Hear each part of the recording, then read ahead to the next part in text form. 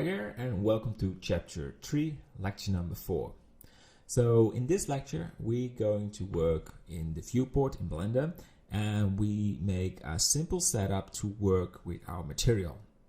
So we now have a cube, and what I want is us having a sphere where we can play with nodes to add colors on it, and explaining you how the node editor works to add shading on our object.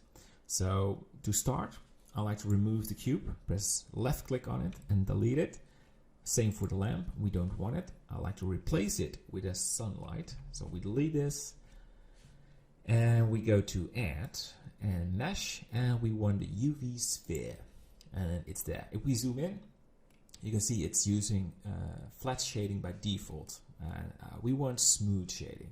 So we go to Object and click Shade Smooth, and you can turn it back and click Shade Flat. That's how it works. So we have the cube, the sphere, and it's smooth shaded. And what I like to do is put the camera in position. So yeah, if we press 0, we have the camera. It is facing from the side, and I wanted to have it in front of the sphere. So we go to the top view. We drag this to this green line, keep holding shift to have more control. We rotate this a little, press R and drag this camera with a mouse, and change the values. We're now in the object properties to 90 degrees. So it's now turning, so it has a 90% angle, and make the Z-axis 0. So it's now facing straight on it. We press 0 again. Press G and Z, and you can put it in front of it. Good. So if we take a look at this sphere, it's still not really very smooth, and that's because it's low poly. So left click on the sphere, and what I like to do is add a surface modifier. The subdivision surface was a little confused. And this, same as the dice, it will make it more smooth, but more adds more detail on it. So we click it and increase this by 1. So we now have a high detail sphere. And I also like to change the dimension of the camera. So left click it, you go to the render output and change the resolution to 2048. And same for the Y, 2048. And I want to zoom in a little, press shift title and zoom in. Something like this will work. Press G to drag it a little. Good.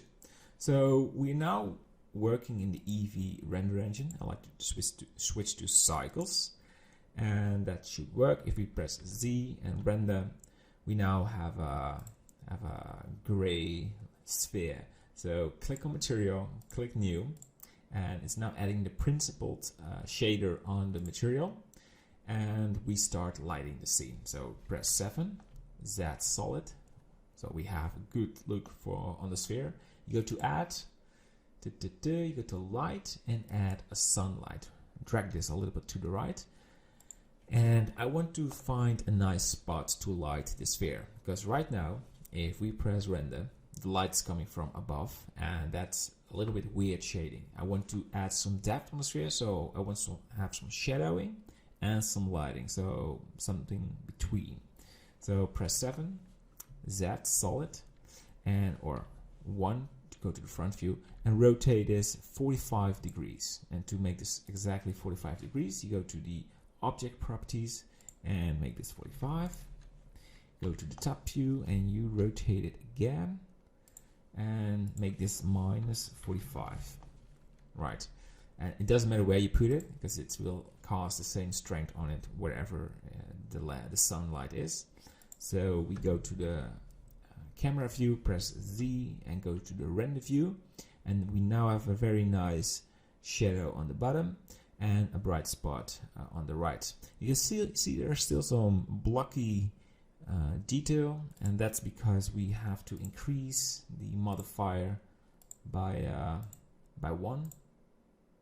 Yes, and you can see there's a render number and a viewport number.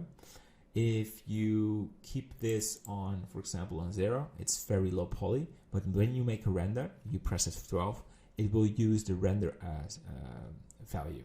So you get a very high resolution output. And the reason why you have this option is that if you have a lot of these objects in your viewport, there is a possibility the viewport will be slow, and keeping this low will give you a fast viewport. But because we have one sphere in the scene, we keep this on 3. Good. So I want to do one more thing, and well, 2 things. Let's add a skylight. So we go to the environment lighting. We now have this gray color. So click this option, and we already use the environment texture, but now I just want the sky texture. Look at that. We have a nice looking blue sphere with nice smooth lighting. The background is a little bit distracting, so we go to the render settings, you go to film, and you click transparent. So we now have the sphere where we can focus on and add the material. And before we go to the next lecture, I just want to mention the workspaces. So if you already see these buttons for modeling, sculpting, if you click it, we're not going to do that, but in a minute we will. It will open a window preset, so it's easier to work on your sphere. So the old way in Blender, you had to do it all yourself. So you had the mouse and you go to the corner, you get this plus and you left click. We have this plus, there it is. For some reason it's not reacting, there it is. It's already a little bit laggy. So you move it, you have 2 windows, and then you can change these windows to, for example, the shader editor.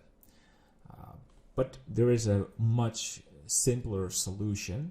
So we go to this corner till we have a plus, and we go to the 3D viewport, and as you can see, there's this shading button or tab. We click it, left mouse click, and we go to the camera view and press Z and go to the render view. And now we have the options to find our files or textures, and we have a window for the nodes, and we can see in this screen how the material looks. So, and if you want to go back to your modeling workspace, it's just one click and you're back to the 3D window. So a great improvement for Blender 2.8. But let's go to the shading tab because we need this. And that's the end of this lecture.